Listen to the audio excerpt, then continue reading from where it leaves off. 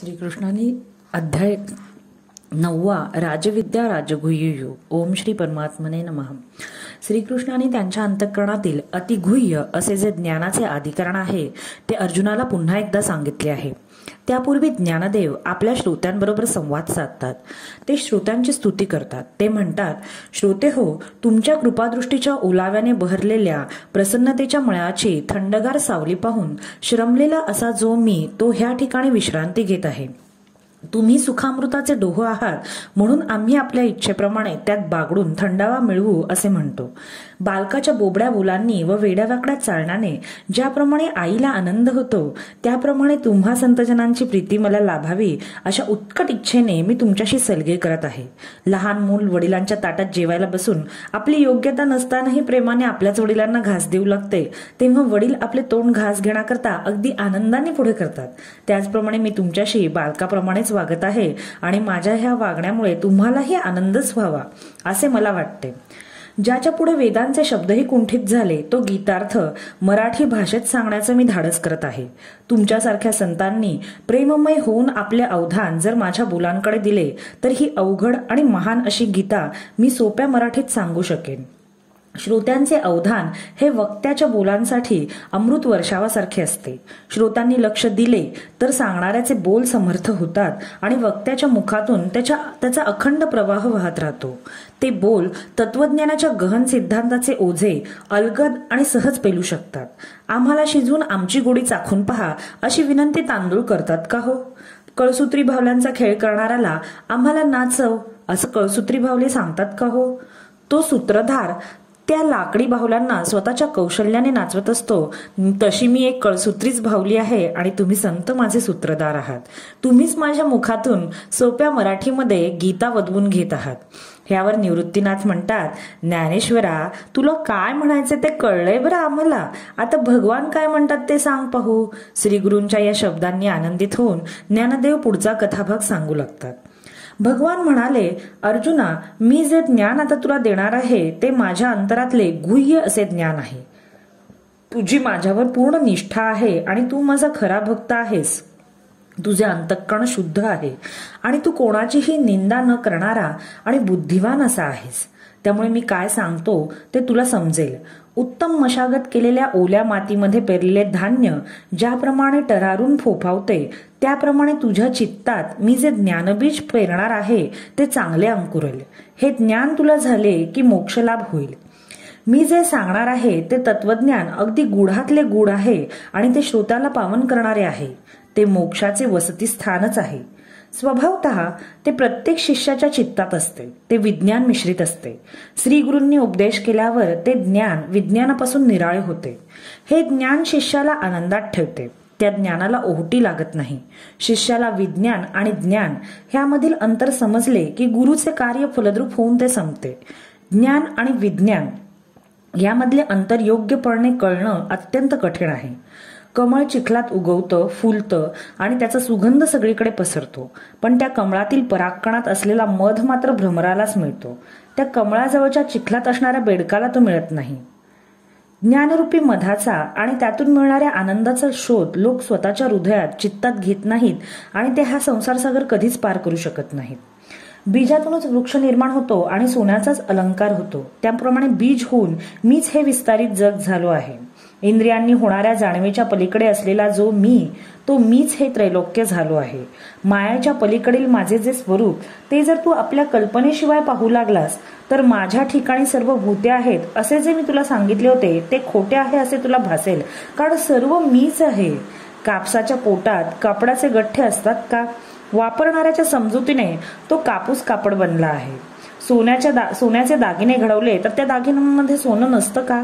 माझ्या ह्या निरुपाधिक स्वरूपावर जो भूतांच्या कल्पनेचा आरोप करतो त्याला त्याच्या कल्पनेमुळे माझ्या ठिकाणी भूतांचा वास होतो. कल्पना करणारी ती माया संपली म्हणजे निरुपाधिक असे जे शुद्ध स्वरूप उरते. ज्याप्रमाणे सूर्य आणि सूर्याची प्रभा हे दोन्ही एक असतात त्याप्रमाणे भूते आणि मी एकच आहोत. हा ऐश्वर्य योग आहे. हा योग विज्ञानाच्या दृष्टीने जगाकडे पाहणाऱ्यांना समजून घेता येत नाही कारण त्यांच्या बुद्धीला निद्रेने ग्रासलेले असते. पण ज्याची बुद्धी जागी असते त्याला जगामध्ये सर्वत्र मीच दिसत असतो. अनुभवरूपी समुद्रात तू एक स्वतः लाट बनून राहा. मग तू ह्या चराचराकडे पाहू लागलास म्हणजे सर्वत्र तूच भरला आहेस असे तुझ्या दृष्टी पडेल. मी आणि विश्व हा भेद नाही, हे दोन्ही एकच आहेत हे तुझ्या आता लक्षात आले असेल. परंतु तुझ्या बुद्धीला पुन्हा जर कल्पनारूपी झोप लागली, भेदरूपी स्वप्नात पडशील आणि अभेद बोध म्हणजेच जागृती नष्ट होऊन जाईल. भेदभावनाची झोप उडवून टाकण्याचे काही उपाय आहेत ते मी तुला आता सांगत आहे, ते ऐक. मागे 7व्या अध्यायात परा आणि अपरा ह्या 2 प्रकारच्या प्रकृतींचे वर्णन मी सांगितले होते. यातील अपरा प्रकृती कल्पक्षयाच्या वेळी परा प्रकृतीत लय पावते, म्हणजेच सृष्टी अव्यक्तात विलीन होते. पण ह्या दोन्ही प्रकृतींचा आधार मीच आहे. म्हणून लोक म्हणतात की मी सृष्टी उत्पन्न करतो आणि मीच तिचा लय करतो, पण हे खरे नाही. ती सर्व माझ्या प्रकृतीची माया आहे. जगातील सर्व कार्य प्रकृतीकडूनच होत असतात. मी काहीच करत नाही, पण मी आहे म्हणून प्रकृती कार्य करू शकते, हेही खरे आहे. मी नसलो तर कार्य होणार नाहीत. जगाचे सर्व व्यवहार माझ्या असण्याने होतात. ही सृष्टी, तिचे कार्य आणि मी ह्यांचा संबंध हा तू तुझ्या शुद्ध बुद्धीने दृढपणे लक्षात ठेव. मला मानवी रूपात मानणे अगदी गैर आहे. हे अज्ञानच माणसाला माझे सत्य स्वरूप जाणू देत नाही. हे अज्ञानी लोक मला सर्व मानवी धर्म चिटकवतात. ते माझी प्राणप्रतिष्ठा करतात, विसर्जन करतात, माझा जन्मदिवस पाळतात. कोणी शत्रू मित्र आहे अशी कल्पना करतात. मला राग आहे, लोभ आहे असेही म्हणतात. पण अर्जुना, मी म्हणजे सर्वदा, सर्वत्र आणि सर्वव्यापी असे तत्व असल्यामुळे या सर्व कल्पना व्यर्थ आहेत. मला मानवी स्वरूपात मानून केलेल्या माझ्या भजन पूजनाच्या मुळाशी काहीतरी ऐहिक सुख उपभोगांची इच्छा असते. हे एक प्रकारे अज्ञानी जनांनी केलेले भजन पूजनच असते. ज्या उपासकांचे नुसते वर्णन जरी ऐकले तरीही समाधान वाटते, ते माझे खरे उपासक असतात. ते जागे असोत किंवा स्वप्नात असोत, त्यांचे सर्व चित्तभाव केवळ माझ्याविषयीच असतात. त्यांचे सर्व मनोभाव मोठ्या निष्ठेने आत्मानात्म विवेकाशी जोडलेले असतात.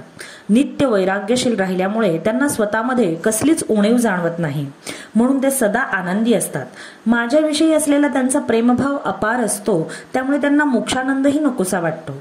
ते नेहमी माझे गुणवर्णन करतात, त्यामुळे ते दिवसेंदिवस निष्पाप होत जातात. अर्जुना, एक वेळ मी वैकुंठात नसेल किंवा योग्यांच्या ध्यानात नसेल, पण मी अशा भक्तांच्या हृदयात मात्र नेहमीच असतो. पतंजली मुनीचा अष्टांग योग हे मला प्राप्त करून घेण्याचे आणखी एक साधन आहे. ब्रह्मदेवापासून ते साध्या गवताच्या काडीपर्यंत सर्व ठिकाणी भगवंतच आहे असे बुद्धीने अनुभवण्याचा अभ्यास करणे हेही मला प्राप्त करण्याचे एक साधन आहे. काही जण ज्ञानयज्ञ करून मला प्राप्त करतात. ज्ञानी लोक एकोहम बहुस्याम ह्या मंत्राला खूप मानतात. या खांबाला भेदभाव हा पशु बांधतात. इंद्रिय त्यांची कार्यक्षत्री, पंचतन्मात्रा ही सर्व ह्या यज्ञाची सामग्री असते. अज्ञानाचे तूप वापरून आणि भेदभाव ह्या पशुचा बळी देऊन ते आत्मभानाचे स्नान करतात. त्यांना आत्मज्ञान रूपी फळ मिळतं. ते आत्मज्ञान रूपी फळ म्हणजे माझं धाम होय. इथे आल्यावर त्यांना सर्वत्र माझंच अस्तित्व जाणवतं. सूर्याचे उदयास्त, वायूचे वाहणे, नद्यांचे प्रवाहणे, प्राण्यांचे जन्मणे, असणे आणि नाश पावणे हे सर्व माझ्याच मुळे होते आणि ही सर्व माझीच रूपे आहेत हे त्यांना जाणवते. ज्ञानाशिवाय जी जी कर्मे केली जातात ती न केल्यासारखीच असतात. आंधळ्या गरुडाला जरी पंख असले तरी त्यांचा त्याला ज्याप्रमाणे उपयोग नसतो, त्याप्रमाणे योग्य ज्ञाना वाचून सत्कर्माचे सर्व श्रम व्यर्थ आहेत. अर्जुना, ज्ञान लाभ हा फारच अवघड आहे. सामान्य माणसाला ऐहिक आणि पारलौकिक सुखेच प्रिय वाटतात. सामान्य जन वेदविहित यज्ञाचरणे पाळतात आणि सुखांची इच्छा करतात. ती सुखे त्यांना मिळाली तरी ती टिकाऊ नसतात. पुण्य संचय संपल्यावर त्या माणसांना पुन्हा भूलोकी जन्म घ्यावा लागतो. जन्म मृत्यूच्या चक्रातून त्या माणसांची कधीच सुटका होत नाही.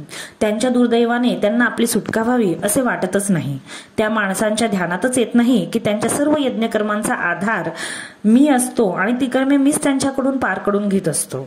माझ्या प्राप्तीची इच्छा त्यांच्या मनात उत्पन्नच होत नाही. त्यामुळे ते इतर देवतांची आराधना करतात. त्यांचे संकल्पच त्या देवतांकडून मिळणाऱ्या फलांसाठी केलेले असतात. साधूजनांना माझ्या वाचून दुसऱ्या कोणत्याही गोष्टीच्या प्राप्तीची इच्छा नसते. त्यांचे जगणे हे माझा लाभ व्हावा ह्यासाठीच असते. ते जे जे ऐकतात, जे जे पाहतात, जे जे बोलतात, जे जे वर्तन करतात त्या सर्व ठिकाणी ते मलाच अनुभवतात. त्यामुळे त्यांचा आनंद कधीही मावळत नाही, मंदावत नाही. देह, घर वगैरेचे ममत्व पूर्णपणे टाकून देऊन स्वतःचे मन, बुद्धी, विद्वत्ता, संपदा ह्या माझ्या चरणी स्वच्छपणे समर्पण करणं हे खूप कठीण आहे, अति अवघड आहे. श्री लक्ष्मीला सुद्धा ते सर्वांगाने साधत नाही.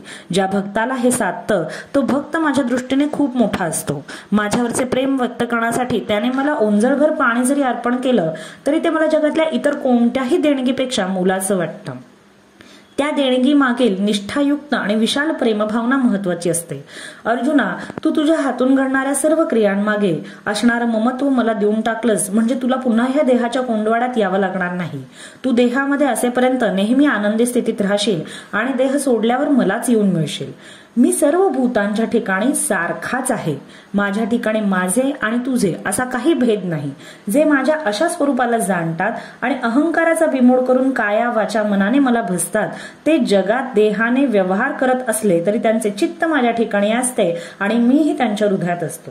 ज्याप्रमाणे फुलाचा वास त्याच्या मागोमाग वाऱ्याबरोबर जातो आणि देठापाशी फूल जसे वासरहित असते त्याप्रमाणे आयुष्याची मुदत संपल्यावर देह नाहीसा होतो. ज्यांचे आचरण पापी असते पण ज्यांनी आपल्या आयुष्याचा शेवट भक्तिमार्गाने केला आहे त्यांना हे नश्वर शरीर पुन्हा प्राप्त होत नाही. माणसाच्या अंतकाळी ज्याची जशी बुद्धी असते तीच गती त्याला पुढील जन्मी प्राप्त होते. म्हणूनच पापाचरण करणारा पश्चातापरूप तीर्थात नाहून जर सर्व भावाने मला शरण आला तर त्याला कुलीनता प्राप्त होते आणि त्याच्या जन्माचं सार्थक होतं. पशुयोनीतल्या प्राण्यांचा प्रीतिभाव पाहून मी त्यांचा उद्धार केला आहे. माझ्या भक्तांची एकनिष्ठा मी पाहत असतो. गोपी मला प्रियकर मानोत, कंसाच्या मनात माझ्याविषयी भीती असो, शिशुपालाच्या मनात माझ्याबद्दल वैरभाव असो, या सर्वांच्या भावना जरी भिन्न असल्या तरी त्या केवळ माझ्याविषयीच होत्या. त्या भावनांची एकनिष्ठता पाहून मी त्यांना सायुज्य मुक्ती दिली. मी वेश्यांचा आणि वारांगणांचाही उद्धार केला. तात्पर्य, जो कोणी भक्तिभावाने वा इतर दुसऱ्या कुठल्याही भावनेने नेहमी केवळ माझेच चिंतन करत असतो तो मतरूपतेला पोहोचतो. हा मृत्यूलोक म्हणजे दुःखाचा बाजार आहे. येथे ज्याला जन्म घ्यावा लागतो त्याने इथल्या क्षणिक सुखांच्या मागे जाऊ नये. ज्या अंथरुणात विंचू असतो ते अंथरुण जरी परांची गादी असली तरी तिथं सुखाची झोप लागल का? असे असूनही मृत्यूलोकातील माणसे क्षणिक सुखांच्या मागे धावतात आणि माणूस जन्मापासून दिवसेंदिवस काळाच्या स्वाधीन होत असतो. जीर्ण होत जाणाऱ्या या देहनौकेवर विसंबून खोट्या आणि शकणभंगूर सुख जलांनी भरलेल्या सरोवरात नौकाविहार करतच असतो. अर्जुना, तू जीवनाबद्दलच्या अशा कल्पना टाकून दे. सावध हो. जो रस्ता माझ्याकडे येतो अशा निष्ठायुक्त भक्तीच्या मार्गावरून मार्गक्रमण कर. तुझ्या मनात उठणारा प्रत्येक भाव हा माझ्याविषयीचाच असू दे. जगात नेहमी नम्रतेनेच वागत जा. मनातले सर्व संकल्प नाहीसे करून जो माझ्याकडे लक्ष ठेवतो तोच माझे यजन करणारा होतो. अर्जुना, कोणाला